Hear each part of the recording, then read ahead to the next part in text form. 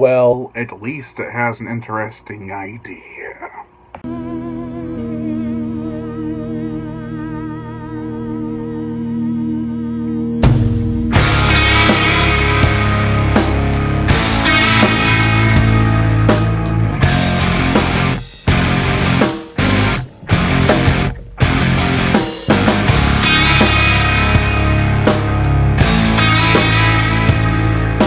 Krabs' Moon, the 1984 novel by Guyan Smith.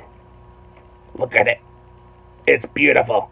It is a story that runs parallel to the first novel. Let me explain. The plot.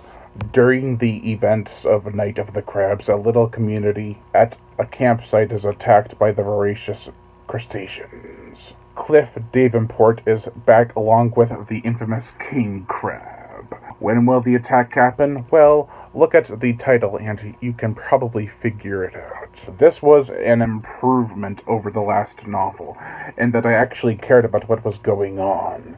Instead of mass destruction, we focus on a smaller vicinity and the region surrounding it. However, most of the characters are despicable. Being the fifth installment, you need those relatable and or likable characters to get through it. Instead of that, though, we get judgmental, sexist, slutty, and just plain mean people. Not all of them were terrible. Gordon and Irie are two that I enjoyed reading about. Irie is a married woman with 2 kids and has a husband that doesn't care about them. She wants to be and feel loved again. The right man for that job is Gordon, who, for most of the book, is in a toss-up between a local whore named Jean or the mother, Irie. I liked his character because someone trying to decide on a whore and a proper woman would usually be written out as either a pig or a douche. Instead, he's upset a lot and doesn't want to make the wrong choice. In the end, you do feel happy for both of them. Not Jean. Cliff Davenport pops in and out of the story. I always welcome his character, even though by the end of Krabs' Moon, he gets tired and tells Manny to leave him alone because he's tired. It's a little weird. Speaking of Manny, he owns the camp and is selfish as hell. He only wants to ensure coverage for his camp once it is destroyed by the crabs.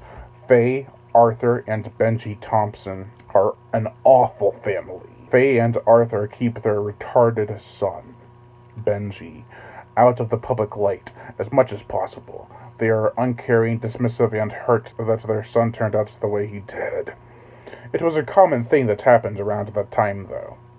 Benji Thompson is annoying, though. He's always in the way and doesn't listen to anyone. I can understand their annoyance, but still, it's a little harsh. The gore! It's the usual bloodfest. Beheadings, limb severing, bloody gushings, innards extracting. It's insane. While being very gruesome, it still has time for characters and, well, yeah, tons of sex. Someday I need to read these books one after another, because I think I'm missing key plot points. The gist of the storyline I get. One can only take so much crab action. Still, this has a decent story and an inventive way of telling it. I've got to give it credit where credit's due. Overall, I give Krabs' Moon a 2.5 out of 5.